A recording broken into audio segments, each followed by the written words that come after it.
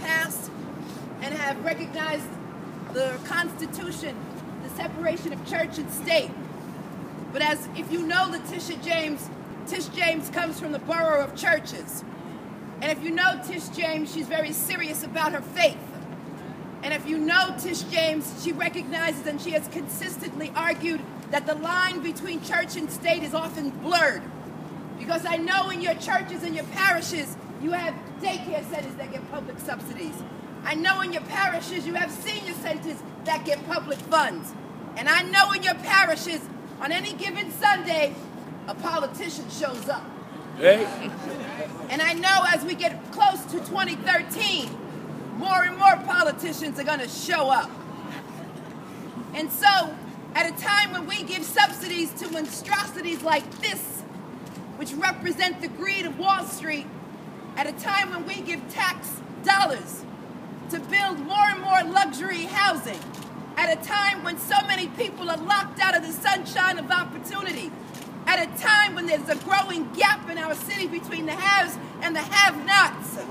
I don't know about you, but I often go to my God squad in my district, my members of my faith, who pray for me always and who pray for my community. And my pastor directed me to find a school to have Easter worship service. And I was told by every school that I have given funds to that the answer is, Tish, we can't help you because there's a directive.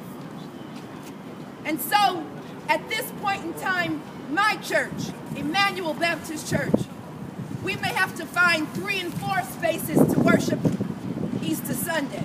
And that should not be the case when Brooklyn Tech is in my district and I have given them millions and millions and millions for education, as I should.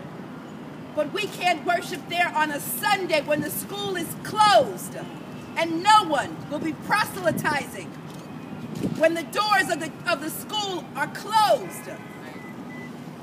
And when there's a time when most schools, the Department of Education needs funds and needs resources. I think this is a worthy cause, and I thank Reverend Cabrera for taking this up. And I stand with him, Bronx and Brooklyn. And if you know anything about me, I'm going to raise my voice and speak truth to power and stand on behalf of all of these ministers, these men and women of faith who have been here for this city and who stand up for those who unfortunately are struggling each and every day because this policy is wrong.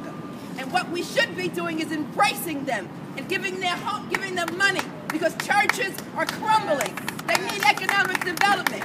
They need to be renovated. They need to be rehabilitated. They need assistance from government. That's right. And so I stand with this Councilmember Cabrera.